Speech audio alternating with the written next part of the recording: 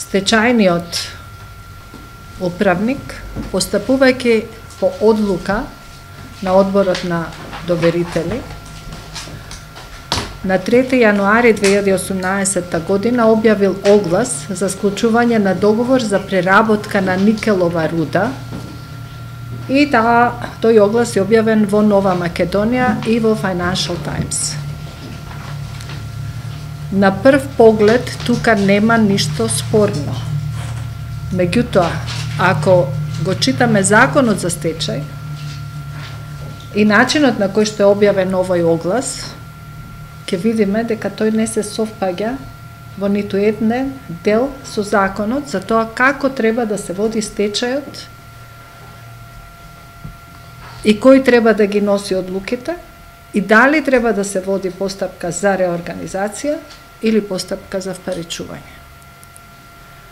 Од овој договор, од овој оглас, почнуваат понатаму многу работи кои што укажуваат на целосна прикриеност, нетранспарентност во водењето на постапката, но исто така укажуваат и на тоа дека и огласот е поставен така да упатува дека е наменет за привилегиран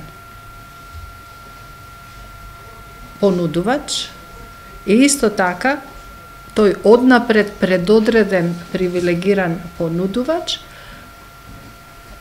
треба да се стекне со сите оние права со кои што според законот треба да располага стечајниот управник. Поради сомнежот за незаконитост во работењето, за незаконитост во склучувањето на овој договор, а сето тоа на штета на стечајниот должник и на штета на доверителите, со цел да се овозможи некој друг да се стекне со голема материјална имотна корист, сметаме дека се исполнети сите услови за стечајниот управник да биде поднесена кривична пријава од кривичното дело злоупотреба на службената положба и овластување, а за истото кривично дело е поднесена кривична пријава и против стечајниот судија.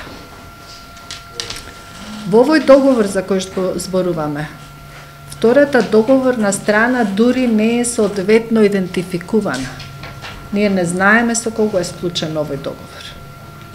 Потписник на договорот е физичко лице, кој е идентификувано со број на пасош од непозната држава, без посочување на неговата адреса.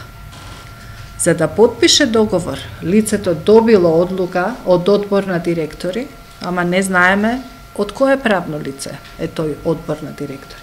Значи, некој многу добро се погрижил идентитетот на оние што во моментов работат со ФЕНИ да не биде откриен.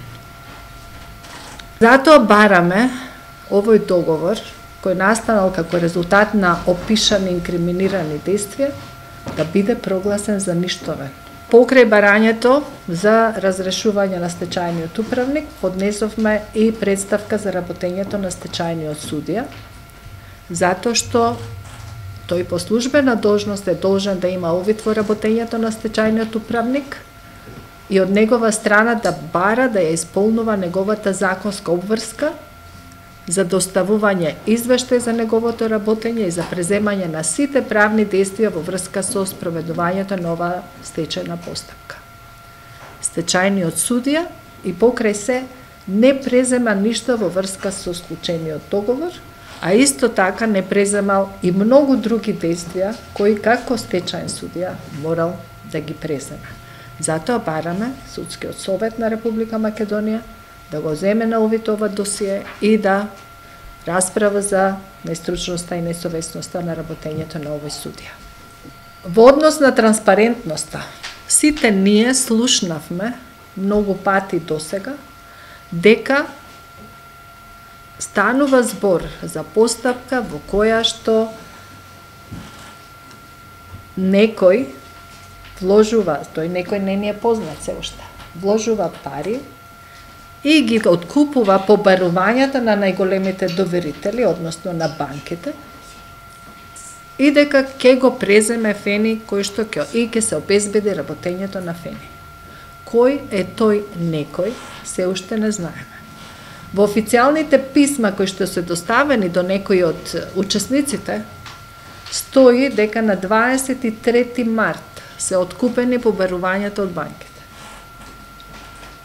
Ако е тоа така, стечајниот управник и стечајниот судија, ако навистина има пари, ако има плаќање, тоа ќе било внесено и во официјалните документи за овој стечај.